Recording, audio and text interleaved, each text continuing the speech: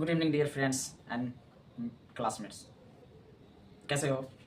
उम्मीद है कि आप सभी बहुत अच्छे होइएगा। और इस ठंडी में भी आप लोग के लिए मैं ये वीडियो शूट कर रहा हूँ। काफ़ी दिनों के बाद मैं आपसे मिला हूँ और पूरे एनर्जी और जोश के साथ मिला हूँ। जो कुछ आपके लिए मैं करना चाहता हूँ और कुछ ना कुछ लाते रहता हूँ। सॉरी, समय नहीं मिलने के बाद मैंने वीडियो शूट करना बंद कर दिया था, बट मैं कोशिश करते रहता हूँ कि स्टूडेंट्स के लिए क्यों ना कुछ किया जाए। अपने लिए तो कुछ नहीं, स्टूडेंट के लिए मैं हमेशा प्रयास करते रहता हूँ कि कुछ ना कुछ उसके स्टडी के लिए मटेरियल्स तैयार करूँ। तो आज मैं बात करूँगा हिंदी ग्रामर में जो हमें टॉपिक पढ़ा रहे थे, उसकी पार्ट 1 वीडियो मैंने शूट किया था। पार्ट 2 में यही आज बताने वाला हूँ कि वो टॉपिक जो है जिसमें हम वर्ण, समझ गए ना, यानी वर्ण विचार के बारे में मैंने कुछ बताया था और कुछ पार्ट रह गया था जो आज बताएंगे। तो आज कहानी मेरी शुरू होने वाली है किसका? वर्ण में स्वर, समझ गए ना, हिंदी स्वर का आज कहानी स्टार्ट होने वाला है। उसके हम पूरे वर्गीकरण के बारे में पढ़ेंगे कि कैसे कैसे जो है हिंदी व्याकरण कहाँ पर रुकेगा, कहाँ पर चलेगा और कहाँ पर उसका तालमेल होगा। तो उसका जो है कि बंटवारा होता है। तो ये बंटवारा हमारे मुख के हिसाब से, हमारे नाक के हिसाब से, हमारे जीभ के हिसाब से, हमारे दांत के हिसाब से इसका बंटवारा कर दिया जाता है। बड़े ही इंटरेस्टिंग स्टोरी है और आप जब सुनोगे तब पता चलेगा कि हम केवल स्वर रट्टा मारते हैं।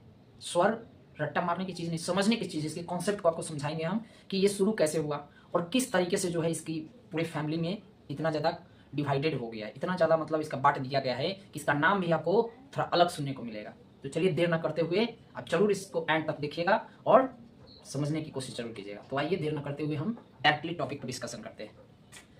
सबसे पहले हम बात करेंगे कि हिंदी स्वर जो है, जो हम स्वर बोलते हैं, ये जो स्वर है क्या है? स्वतंत्र है। ये स्वतंत्र है, न किसी से मेल खाता है न किसी से ये निर्माण होता है। ये खुद है, परिपक्व है, ठीक है। स्वर में किसी की ताकत नहीं होती है कि उसको बना दे। तो देखिए उत्पत्ति हुआ है, उत्पत्ति के आधार पे ये लगभग 2 टाइप का होता है। एक मूल स्वर होता है। मूल स्वर में बताया गया है कि जब इसको हम पढ़ते हैं, बोलते हैं, तो ये चीज कंफर्म होता है कि मूल स्वर किसी और स्वर से मिला नहीं है, अकेले है। जैसे कौन है? अ, हर्षिकार, उसके बाद है हर्षुकार, री। ये समझ गए ना, ये खुद से बना हुआ है, मतलब रचना की गई है। तो उत्पत्ति जो किया गया है, इसका उत्पत्ति किया गया मतलब खुद से। ये कह रहा है ना कि इसमें अन्य स्वर नहीं आता है। अगर वही बात हम करेंगे इसके दूसरे का कि संधि स्वर, मतलब ये हुआ कि संधि का मतलब ये होता है किसी को मिलाकर तैयार करना, नहीं। तो देख लीजिए इसमें मूल स्वर क्या हो गया? मूल स्वर के हिसाब से संयोग हो गया, यानी इसका रचना जो होता है मूल स्वर, इसका रचना जो हुआ है उसमें किसका हाथ है? तो मूल स्वर का हाथ है। क्योंकि मूल स्वर की बात करते तो मैं कोई इसको सपोर्ट नहीं करते, पहले ही मना कर देता कि मुझे किसी की जरूरत नहीं है। और जैसे ये आता है संधि, वैसी कहता है कि मुझे मूल की जरूरत है। तो देखिए कैसे जरूरत है। अ में अ को मिलाते हैं तो बनता है आ। अगर हर्षिकार में मिलाते हैं तो दीर्घिकार। हर्षु में हर्षु मिलाते हैं तो दीर्घुकार। अगर अ में ई मिलाते हैं, कौन है? हर्षि ई, तो क्या बनता है? आई। मतलब ये नहीं पढ़ते आई, देखिए यहाँ साउंड होना चाहिए, मिली के बना है आई। अगर अ में आई मिलाते हैं तो बनता है ए। अगर अ में ओ मिलाते हैं तो बनता है औ। ओ तो देखने में लग रहा है लेकिन साउंड देखिए, मतलब आवाजे के हिसाब से निकाल लिए। फिर अ में औ मिलाते हैं तो बनता है औ, समझ गए? ओ।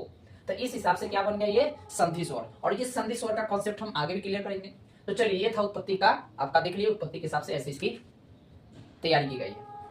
अब आते हैं उच्चारण के आधार पे। उच्चारण के आधार पे कौन कौन होता है ये जानने की कोशिश करते हैं। पहला होता है हर्षक स्वर, यानी जब इसको बोलते हैं तो बहुत ही कम समय लेता है या हम कम समय डालने का प्रयास करते हैं। अब है अ, हर्षिकार, समझ गए ना, दीर्घुकार, री, एक झटका में बोल देना या कम बोलिए धीरे, यानी बहुत ही कम समय में इसका आवाज निकाल देना है।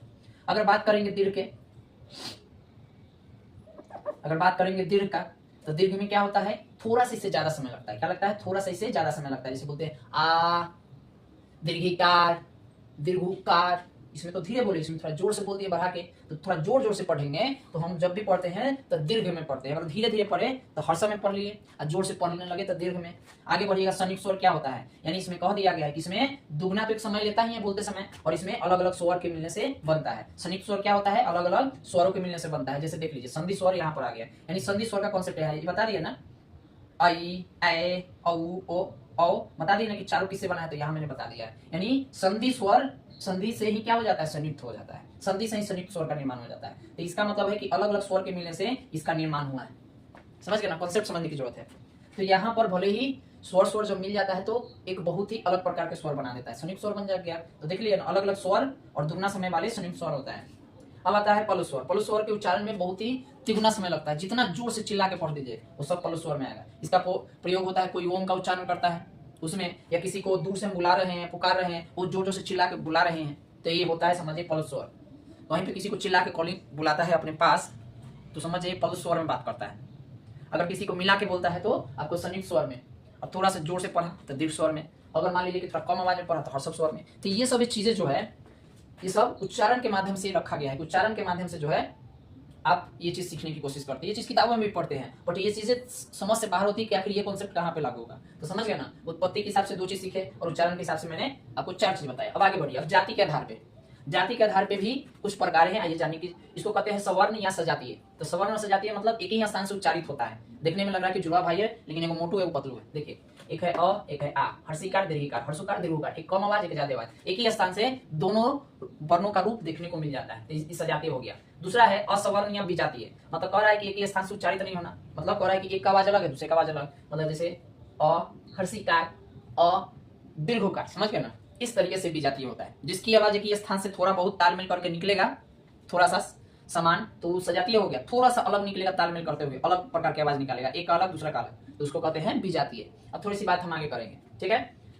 अब थोड़ा सा नेक्स्ट वाला देख लेते हैं। ये जाति के आधार पे हो गया 2 टाइप का। अब है जीव के भाग या स्थान के आधार पे भी इसको कुछ हिस्सा में बांटा गया। तो आइए जानते हैं कि जीव क्या 3 हिस्सा होता है। जीव का 3 हिस्सा से जो आवाजें निकलती है वो कौन कौन है, आइए जाने। एक होता है आगे वाला, अग्र को मतलब आगे वाला जो भाग होता है, तो उसके आगे वाला भाग से टच करके जो वर्ण निकलता है, स्पर्श करके जो वर्ण निकलता है, यही निकलता है चारों। हर्षिकार दीर्घिकार ऐ ऐ ये सब निकलता है आगे वाला। जीव के जो आगे वाला हिस्सा है ना, उससे टकरा के निकलता है। और जीव के ठीक बीच वाला जो होता है उससे मध्य स्वर में अ निकलता है, ओनली अ निकलेगा। अगर पीछे वाला भाग पड़े पस पस, समझ गए ना, पस, इसको पढ़ते हैं पश्चात, पश्चात यानी पीछे वाला भाग से जो निकलता है स्वर वो इतना निकलता है 5। आ हर्षुकार दीर्घुकार औ औ, तो इस तरीके से निकलता है। पीछे वाला भाग से 5 निकलता है, बीच वाला भाग से 1 निकलता है और आगे वाला भाग से 4 निकलता है। मतलब कुल मिला के जीव के, समझ जाइए, जीव के छूकर 10 को निकलता है, 10 वर्ण निकलता है, ठीक है। अब ये हो गया जीव के आधार पे। अब थोड़ा आइए नेक्स्ट वाला देखते हैं। अब है हवा के। हवा के जब हम बोलते हैं तो हवा के माध्यम से हमारे मुख और नाक से निकलता है आवाज। तो आइए हम जानेंगे कि ये मुंहों से निकलता है और नाकों से निकलता है, तो कम मुंह से निकलेगा और कौन कौन नाक से निकलेगा। तो सबसे पहले बात करेंगे जिसका नाम है नीर अनुनासिक। मतलब जब बोलेंगे ना, उच्चारण करेंगे तो केवल इसका हवा जो टकरा के निकलेगा, आवाज जो गनगना के निकलेगा वो केवल मुंह से निकलेगा, और निकलने वाला इतना सिपाही है। बार बार वही चीज को हम रिपीट कर रहे हैं, लेकिन इसकी कॉन्सेप्ट को समझने की हम लोग कोशिश करें तो ज्यादा बेहतर रहेगा। आ हर्षिकार दीर्घिकार हर्षुकार दीर्घकार ऐ ऐ औ ओ, तो इस प्रकार से ये बोलते समय ओनली फॉर मुंह से ही इसकी ध्वनि की आवाज निकलेगा, धुआं निकलेगा। अब अनुनासिक की अगर बात करेंगे तो बोलते समय ध्यान रखना है कि मुंह से तो निकलेगा, उसका आधा हिस्सा नाक से भी निकलेगा। जैसे है अंग इ उ उ अहे ऐ ओ औ, मतलब मुंह से निकल रहा है नाक से निकल रहा है। अगर इसको अगर ऐसे नहीं करके बोलेंगे तो पता चलेगा नहीं कि हम किसके बोल रहे हैं, नीर अनुनासिक में बोले, फिर तो ये होगा कि हम सही लिख दिए, बोल ही दिए गलत। तो ये जो अभी हम सीख रहे हैं प्रैक्टिकली, थोड़ा बोलने में सुनने में अजीब लग रहा है, हंसी आपको लगेगी, लेकिन इसको प्रैक्टिकल करके जब बोलिएगा तब समझ में आएगा कि ये आवाजें ऐसा ही निकाला ही जाता है। स्वर दिखने में आसान है लेकिन अंदर से बहुत खच्चर होता है, अजीबो गरीब मुंह का स्टाइलिश मुंह का फेस करवा के बोलवा ही देगा। अब चलिए 2 चीज सीख गए, जो हवा मुंह से नाक से निकल रही थी, मतलब मुंह नाक से धुआं छोड़वा रही थी। अब है होस्ट, समझ गए ना, ओस्ट के आधार पे जैसा ओठ का स्थिति होगा ना वैसा इसका बंटवारा कर दिया गया है। तो देखिए ओस्ट के आधार पे जो है 2 तरीके से आवाजें आती है, उसका नाम है वृत्तमुखी, एक का नाम है अवृतमुखी। तो चलिए हम लोग जानने की कोशिश करते हैं। वृत्तमुखी में क्या होता है कि जब बोलते हैं ना तो होठ कैसा हो जाता है, गोल बन जाता है, गोलाकार हो जाता है, जैसे ऊ, समझ गया ना। फिर है उ, उसके बाद है ओ औ, तो देख रहे हैं ना होठ क्या बनना है, गोल बनना है कि नहीं बनना है। और जैसे अवृतमुखी में बोलिएगा तो होठ गोलाकार नहीं होगा, मतलब थोड़ा सा टेढ़ा जैसा हो जाएगा। जैसे आ खुल गया ना, गोला से क्या हो गया, सीधे क्लोज होता है, ऊपर वाला में क्लोज होता है और नीचे वाला में क्लोज से ओपन हो जाता है। आ हर्षिकार दीर्घिकार, मतलब इसमें होठ जो है ना छितरा जाता है, च्युइंगम लेखा मर जाता है और दांत दिखने लगता है। तो ये आपका क्या है, अवृतमुखी, समझ गया ना। तो जिसमें होठ गोल हो जाए समझ जाइए वृत्तमुखी, जिसमें होठ गोल ना हो, ओष्ठ गोल ना हो तो अवृतमुखी। तो याद रखिएगा ये ओष्ठ वाला कंडीशन है। अब अगर बात करेंगे जीभ वाला, तो फिर आ गया जीभ वाला कंडीशन। जीभ, अब यहाँ पर हम समझें कि जीभ उठता है, जब जीभ उठता है तो उसके कई कंडीशन होते हैं और उस कंडीशन में हम क्या क्या आवाजें निकालते हैं और महसूस करने की कोशिश करते हैं। देखिए समृद्ध है, समृद्ध में देखिए कि जीभ जब पढ़ते हैं उच्चारण करते हैं तो जीभ ऊपर उठता है, तो उठाएगा तो 4 को नाम 4 को आवाजें निकलेगा। देख लीजिए हर्षिकार दीर्घिकार, क्या हो रहा है, जीभ ऊपर भाग रहा है। विवृत में क्या होता है कि जीभ नीचे रह जाता है, जब बोलिएगा आ जीभ नीचे है कि नहीं। और समृद्ध में क्या होता है कि जीभ ऊपर उठेगा लेकिन बीच में ही अटकले रह जाएगा। जैसे आप बोलिए आए जाता है ना, यहाँ देखिए अ में आई जोड़ते हैं, आए आए बीच में अटकल है ना, औ बीच में अटकले रह गया, ऊपर उठने की कोशिश किया लेकिन जैसे ही अंदर से सिग्नल गया कि ना ऊपर नहीं जाना, बीच में अटकले रहना। अर्ध विवृत में देखिएगा तो जीव नीचे नीचे रहता है लेकिन बीच में अटकले रह जाता है, ये नीचे जाएगा लेकिन पूरा नहीं जाएगा, अटकले रहेगा। जैसे है आए औ, समझ गया ना। इस तरीके से क्या होता है कि जीव के कंडीशन है कि जब हम बोलते हैं तो समृत वाला बोलते हैं कि विवृत वाला बोलते हैं कि अर्धसमृत वाला बोलते हैं कि अर्धवृत वाला बोलते हैं, अर्धविवृत वाला बोलते हैं। ये हमें अपने प्रैक्टिकल करके समझने की कोशिश करना है कि हम आखिर जब बोलते हैं तो जीव कब उठता है कब सटता है, इस पर तो खैर ध्यान कोई नहीं देता है। बेसिकली अगर सीखनी है तो ये चीज समझना पड़ेगा, बहुत ही ईजी हो जाएगा और इस प्रकार से हम इसमें गलती ना करेंगे। लिखने का तो लिख देंगे लेकिन हम लोग प्रैक्टिकल स्पीकिंग कब सीखेंगे, कब मतलब अपनी ये प्रैक्टिकल इसकी जीव का हम व्यायाम को कब समझेंगे, तो जीव व्यायाम भी कर देता पता भी नहीं चलता है। तो डियर, ये आपको जो स्टोरी लगा स्वर का, यही स्वर की कहानी थी यहीं तक कि ये स्वर देखिए ना कितना बड़ा रोल प्ले करता है आपका वर्ण विचार में, समझ गया ना। अब आपको व्यंजन की कहानी सुनाएंगे नेक्स्ट वीडियो में, उसमें भी बहुत रोचक बातें आपको बताने वाले हैं, तो बने रहिएगा। नेक्स्ट वीडियो में हम आपसे बात करेंगे। तो गाइस यही थी स्वर की कहानी और ये कहानी यहीं पे खत्म होती है। तो जरूर बताइएगा कि ये कहानी आपको कैसी लगी और मिलते हैं हम लोग नेक्स्ट वीडियो में। Good night all of you, thank you, जय हिंद, जय भारत, सी यू अगेन।